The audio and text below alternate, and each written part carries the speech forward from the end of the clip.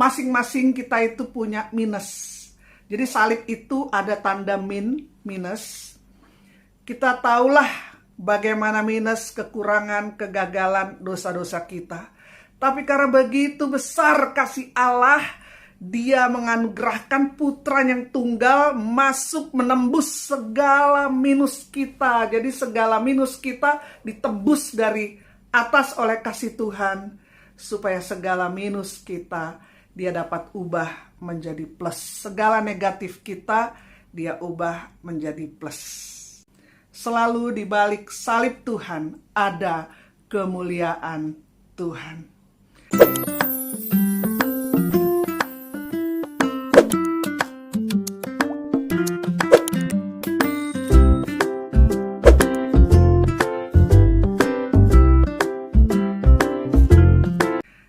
Dan dikatakan di Kolose 1 ayat 20 ini, dan oleh Dialah Ia memperdamaikan segala sesuatu dengan dirinya, baik yang ada di bumi maupun yang ada di sorga, sesudah Ia mengadakan pendamaian oleh darah salib Kristus.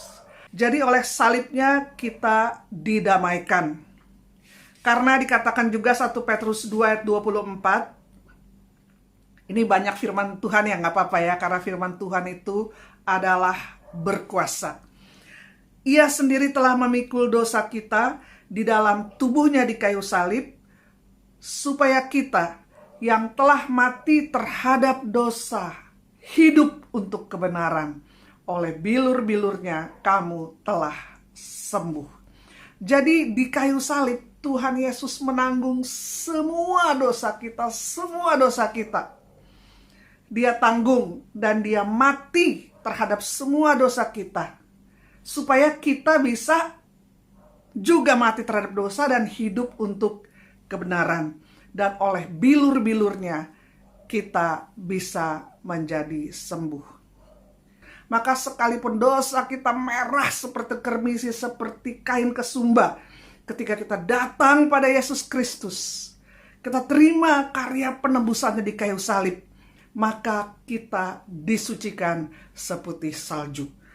Itu penjahat aja di sebelah kanan Yesus. Walaupun di kitab suci nggak ditulis kiri apa kanan, tapi biasa kalau yang jahat kiri, yang baik kanan gitu ya. Maka dia diselamatkan, seumur hidupnya udah dosa. Kalau mau ditimbang-timbang dosa sama baik untuk masuk surga, udah pasti masuk neraka. Karena seumur hidupnya dia berdosa. Maka dia berkata kepada penjahat satu lagi, memang kita tuh pantas menerima salib karena kita orang berdosa. Tapi dia adalah orang benar. Dan dia hanya berkata kepada Tuhan Yesus satu kalimat. Jesus, remember me when you come into your kingdom. Yesus, ingatlah akan daku ketika engkau datang dalam kerajaanmu. Kan ada lagunya tuh ya. Jesus, remember me when you come into your kingdom. Jesus, remember me when you come into your kingdom. Hanya satu kalimat. Dan Yesus berkata, luar biasa, sama-sama disalib mereka. Tapi Yesus berkata, hari ini juga kau bersama-sama dengan aku di Firdaus. Maka Yesus di kayu salib memikul segala dosa kita di dalam tubuhnya di kayu salib, supaya kita yang telah mati terhadap dosa hidup untuk kebenaran. Dan oleh bilur-bilurnya sampai udah babak belur itu, dia menanggung sakit penyakit kita, supaya kita bisa menerima kesembuhan dari Tuhan. Luar biasa. Saya pribadi juga bersyukur. Dulu saya timbang-timbang baik buruknya, aduh nggak tahu nih masuk neraka masuk surga. Tapi saya berterima kasih, bersyukur. Yesus mau menanggung dosa-dosa saya, menebus segala pelanggaran saya, supaya saya dibenarkan, dikuduskan oleh darah Yesus. Dari kitab Kejadian, kalau untuk penebusan dosa selalu mesti ada darah yang dikorbankan. ketika Adam dan Hawa malu, berdosa, telanjang, maka mereka menutup dirinya dengan akhirnya dengan kulit binatang. Jadi ada pertumpahan darah. Demikian juga bangsa Israel, kalau mau ditebus dosanya harus menyembelih domba. Setiap tahun ada acara menyembelih domba untuk menebus dosa-dosa. Maka Yesus adalah anak domba Allah yang disembelih, dikorbankan di kayu salib untuk menjadi pendamaian atas dosa-dosa kita, supaya kita boleh dimerdekakan dari dosa-dosa kita. Puji Tuhan. Ayat selanjutnya Galatia 3 ayat 13. Kristus telah menebus kita dari kutuk hukum Taurat dengan jalan menjadi kutuk karena kita. Sebab ada tertulis, terkutuklah orang yang digantung pada kayu salib. Jadi segala kutuk nenek moyang, kutuk dosa, kutuk kuasa kegelapan, kutuk kegagalan, kutuk kemiskinan, segala kutuk itu dia tanggung di kayu salib. Dia menjadi orang yang terkutuk digantung pada kayu salib, supaya Bapak, Ibu, saudara-saudari dan saya menjadi orang merdeka dari kutuk. Kita dijauhkan dari kutuk. Maka di kayu salib Tuhan Yesus menanggung semua kegagalan, dosa, kutuk, kesengsaraan, apapun sakit penyakit kita. Maka Yesus berkata di kayu salib, ketika dia persembahkan dirinya, Yesus berkata, sudah selesai. Sudah selesai. Pengorbanan atas dosa, pendamaian, menanggung segala kutuk manusia, sudah selesai. Ini adalah jalan keluar untuk setiap kita yang percaya, boleh menjadi jalan keluar atas dosa-dosa dan pelanggaran kita, atas segala kutuk yang menimpa kita, atas segala kegagalan, atas segala sakit penyakit, atas segala kelemahan. Pada kayu salib Kristus, ketika kita menerima Yesus sebagai Tuhan dan Juru Selamat, ini adalah jalan keluar untuk segala negatif, kekurangan, dan dosa-dosa kita. Kita sekarang akan lihat ayat selanjutnya, Roma 6, mulai ayat 3. Atau tidak tahukah kamu bahwa kita semua yang telah dibaptis dalam Kristus telah dibaptis dalam kematiannya. Jadi ketika kita dibaptis, menerima baptisan, kita mulai penguburan atas diri kita. Penguburan atas ego kita. Karena semua yang telah dibaptis dalam Kristus telah dibaptis dalam kematiannya. Dengan demikian kita telah dikuburkan bersama-sama dengan Dia oleh baptisan dalam kematian, supaya seperti Kristus telah dibangkitkan dari antara orang mati oleh kemuliaan Bapa, demikian juga kita akan hidup dalam hidup yang baru. Tidak ada kebangkitan tanpa melalui kematian. Kalau kita mau Yesus bangkit dan mulia di dalam melalui hidup kita, maka ego kita, diri kita harus mati terlebih dahulu, harus dikuburkan terlebih dahulu. Ayat 5, sebab jika kita telah menjadi satu dengan apa yang sama dengan kematiannya, kita juga akan menjadi satu dengan apa yang sama dengan kebangkitannya. Kita tahu bahwa manusia lama kita telah turut disalibkan, supaya tubuh dosa kita hilang kuasanya, agar jangan kita menghambakan diri lagi kepada dosa. Kan ada lagu, ku telah mati dan tinggalkan cara hidupku yang lama, gitu kan.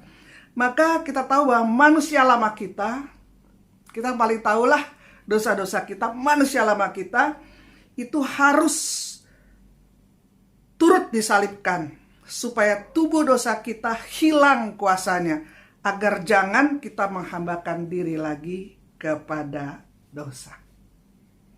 Kita akan lihat selanjutnya gimana ya supaya tubuh manusia lama ini, karena tubuh ini suka narik kita ke dosa, tapi Roh Kudus narik kita pada keselamatan. Maka Rasul Paulus berkata, aduh, aku nih tubuh celaka ini suka buat aku berdosa. Tapi syukur kepada Allah, Tuhan Yesus menyelamatkan. Praktisnya itu gimana, kita akan lihat yang selanjutnya. Matius 6 ayat 24. Lalu Yesus berkata kepada murid-muridnya, setiap orang yang mau mengikut aku, ia harus menyangkal dirinya. Memikul salibnya, dan mengikut aku. Jadi, firman Tuhan berkata, kalau kita mau dibilang murid-murid Tuhan, yang mau mengikut Kristus, kita harus menyangkal diri. Aduh, mau marah tapi mesti menyangkal, mau iri tapi mesti menyangkal, mau bela diri tapi mesti menyangkal, mau ini mesti menyangkal dirinya, memikul salib dan mengikuti Yesus. Kita lihat ayat selanjutnya untuk lebih jelasnya. Maka waktu kita dibaptis, kita menerima Yesus sebagai Tuhan dan Juru Selamat, kita mulai proses penguburan ego. Kita mulai proses dengan penyangkalan diri, memikul salib dan berkata kepada Tuhan Yesus, jangan kehendakku, kehendakmu jadilah. Dan di sini dikatakan, karena Tuhan menghajar orang yang dikasihinya, dan ia menyesah orang yang diakuinya sebagai anak. Makanya kadang-kadang kenapa ya, kalau ikut Tuhan kok kita makin banyak masalahnya, makin banyak ujian dan cobaannya. Maka di sini kita lihat rahasianya. Ayat 7, jika kamu ternyata itu ya, kalau kita dihajar oleh Tuhan, karena kita dikasihi. Karena dikatakan Tuhan menghajar orang yang dikasihinya, dan ia menyesah orang yang diakuinya sebagai anak. Jika kamu harus menanggung ganjaran, Allah memperlakukan kamu seperti anak. Di manakah terdapat anak yang tidak dihajar oleh ayahnya? Tetapi jikalau kamu bebas dari ganjaran yang harus diderita setiap orang, maka kamu bukanlah anak, tetapi anak-anak gampang. Kita melihat di kitab suci, itu orang-orang yang mau dipakai Tuhan, aduh, mengalami penguburan ego, mengalami hajaran-hajaran Tuhan yang luar biasa. Contohnya Musa itu dia 40 tahun dididik di istana Firaun. Setelah itu 40 tahun dia hanya menjadi penggembala domba milik mertuanya di padang gurun. Maka ketika tua, umur 80, dia pikir Tuhan gak akan memakai dia lagi. Tapi ketika hajaran Tuhan yang bertubi-tubi menghancurkan egonya, membuat dia tidak lagi bisa mengandalkan dirinya, maka disitulah Tuhan tahu dia sudah siap. Dan dia melihat api di semak belukar. Di situ Tuhan memanggil dia. Karena benar-benar sudah dihajar Tuhan habis-habisan egonya, sehingga tidak lagi dapat bergantung pada dirinya sendiri, tapi bergantung pada kuasa Allah.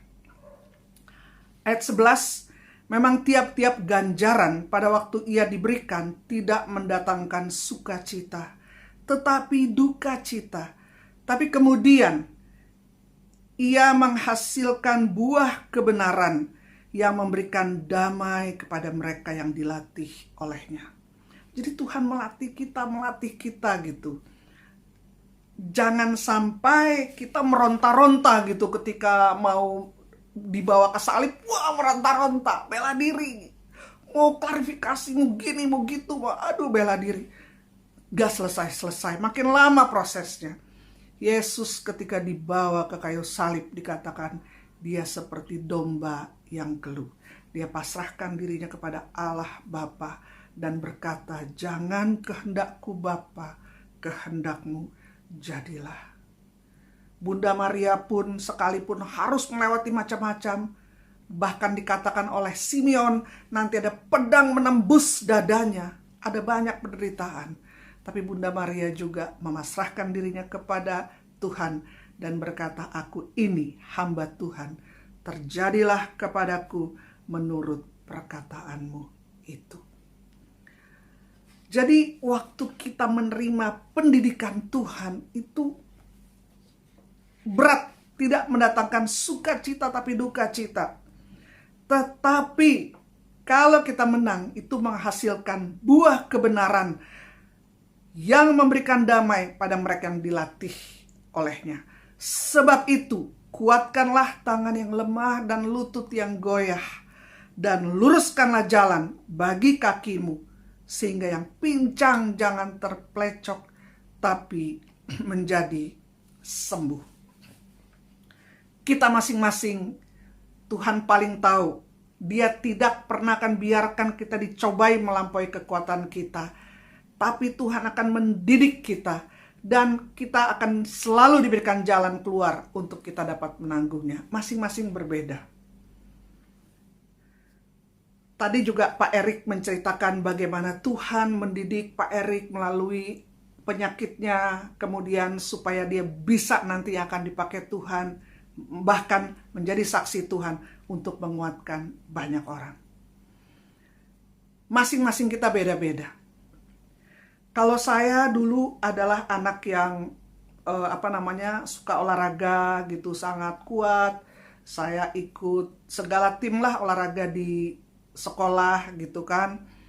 Misalnya, dan karena bakat olahraga, jadi kalau saya ikut tuh suka menang gitu. Sering menang ini, menang itu, menang. Jadi kan mengandalkan kekuatan. Bahkan saya ikut bela diri Kempo gitu kan. Waduh, kalau dan berbakat sehingga kalau ada sinse atau datang gitu ya, dia selalu suruh pakai saya macam-macam, saya diadu gitu kayak ayam gitu, karena dia melihat saya punya bakat lah di situ. Ya mungkin 1/1000-nya Mulan lah gitu ya, suka martial art, bela diri. Dan karena terlalu bangga akan kekuatan, mulailah Tuhan karena kasihnya menghajar saya dengan macam-macam penyakit. Saya kena talasemia minor. Darah saya sehingga 3 bulan sekali saya harus ditransfusi. Saya kena juga alergi, jadi sedikit-sedikit saya kumat gitu. Kemudian kanker juga gitu kan, ya 8 kali kemo, 25 kali radiasi, 4 macam operasi, sumeta, nuklir, segala deh. Habis itu patah kaki lagi, 6 bulan. Benar-benar akhirnya I surrender all. I surrender all. Sampai lama tuh saya selalu kalau bangun pagi tuh kayak latihan kempo gitu, lari-lari, tendang sana, tendang sini. Pokoknya akhirnya nggak bisa lagi. Sampai sekarang lari aja nggak bisa. Lutut saya nih di sini sekarang sudah ada plat sama 3 sekrup. Lari aja sekarang nggak bisa. Benar-benar dihajar oleh Tuhan supaya ego saya itu bisa mati, mengandalkan diri bisa mati. Juga dulu suka tersinggung, cepat marah. Katanya kalau orang suka tersinggung, itu obatnya adalah mesti disinggung terus, singgung terus sampai kebal.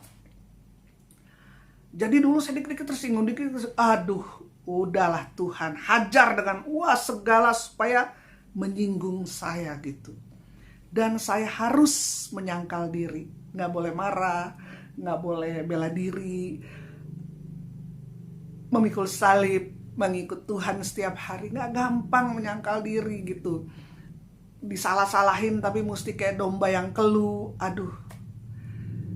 Tapi puji Tuhan, lewat berbagai latihan, karena Tuhan sayang, saya dihajar habis-habisan. Yesus saja anaknya mesti taat sampai mati di kayu salib, apalagi kita. Untung Tuhan Yesus sudah mati di kayu salib supaya kita nggak usah juga mati di kayu salib menanggung dosa-dosa kita, karena Yesus sudah menanggungnya. Tapi yang saya ingat, waktu saya kena kanker, ada orang-orang bilang, wah dia ada dosa-dosa tersembunyi, ada kutuk, banyak stres, luka batin, bahkan ada yang nyukurin sepertinya saya udah mau mati gitu kan. Saya tuh gak tahu waktu udah lemes apa udah mati egonya ya, udah gak berasa gitu.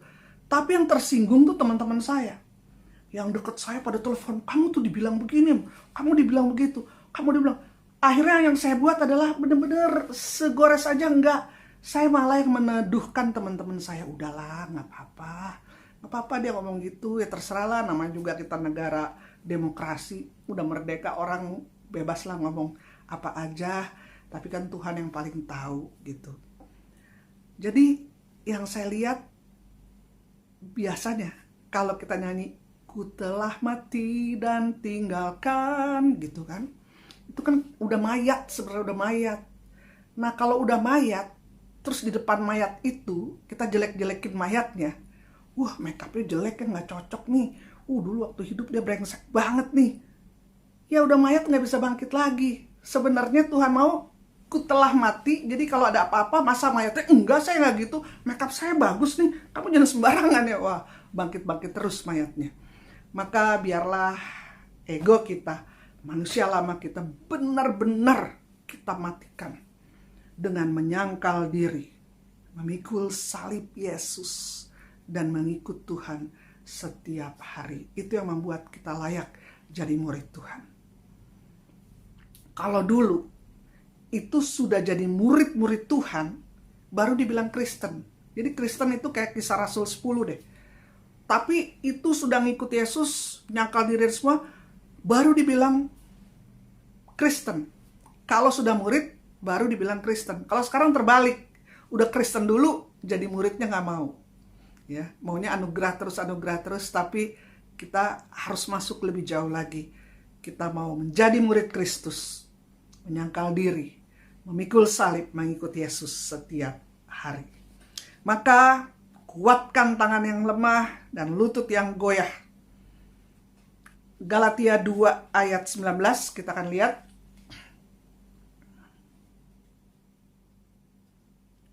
Sebab aku telah mati oleh hukum Taurat untuk hukum Taurat, supaya aku hidup untuk Allah.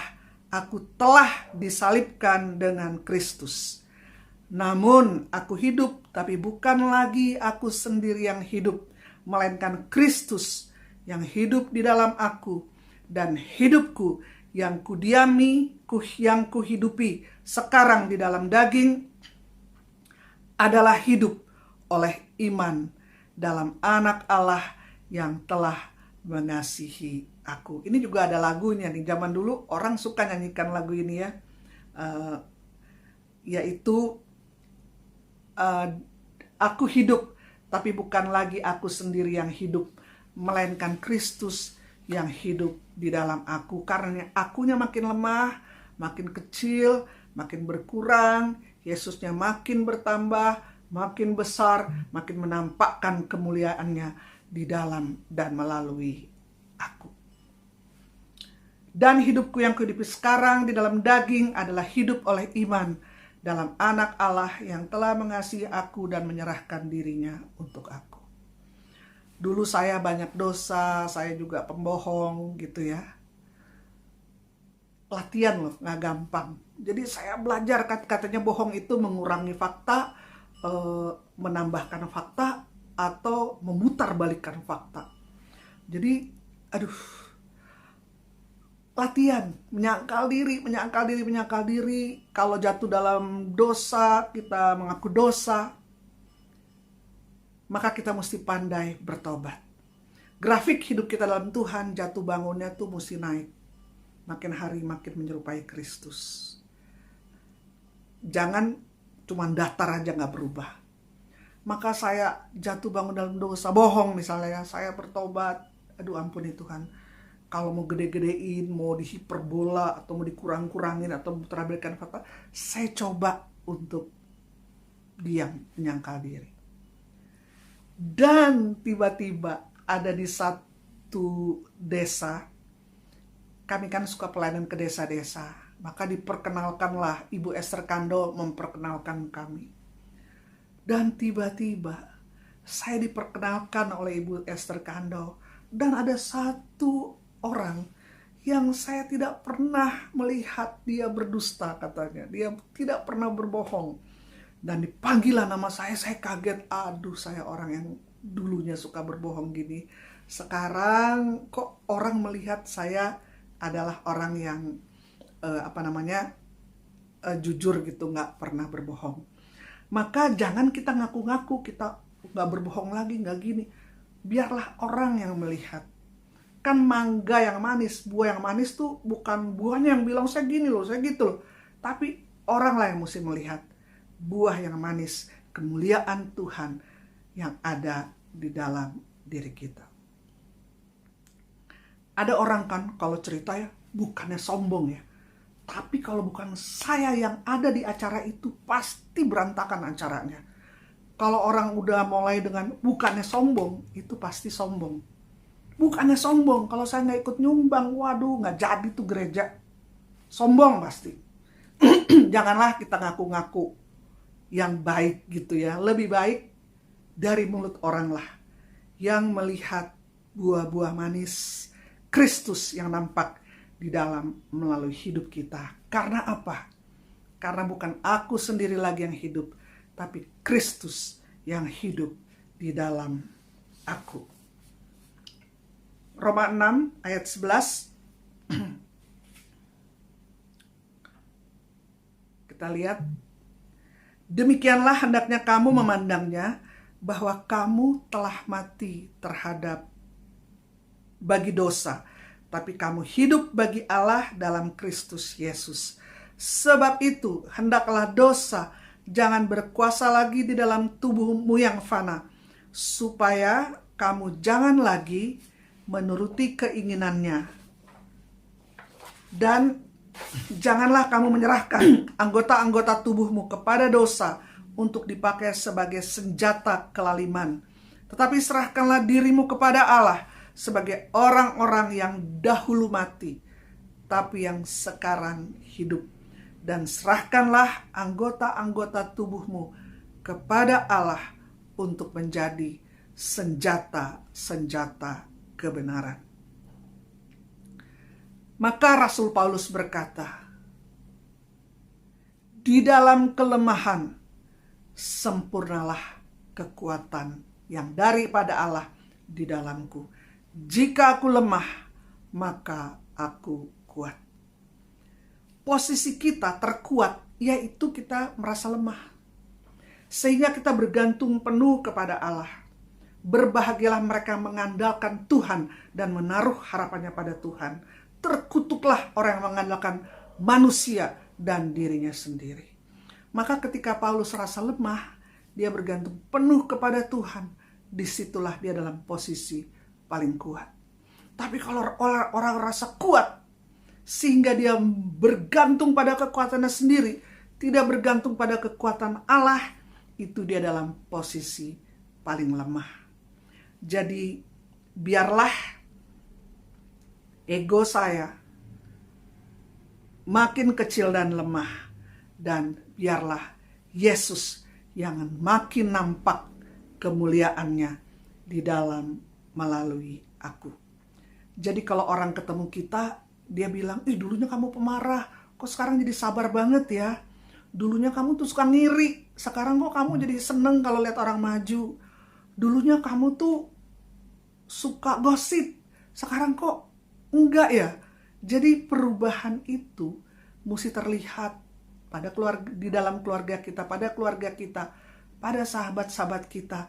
Mereka mesti melihat bagaimana ego kita berubah, dimatikan, dan yang nampak adalah kasih Kristus, kemurahan hati Kristus, kesabaran Kristus, pengampunan Kristus, dan kemuliaan Kristus semakin nampak di dalam diri saudara-saudara dan saya.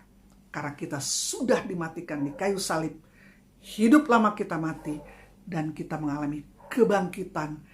Kristus bangkit dengan mulia di dalam perkataan kita, di dalam perbuatan kita, di dalam perilaku kita, di dalam keberadaan kita terlihat Kristus yang bangkit mulia. Puji Tuhan, haleluya, amin.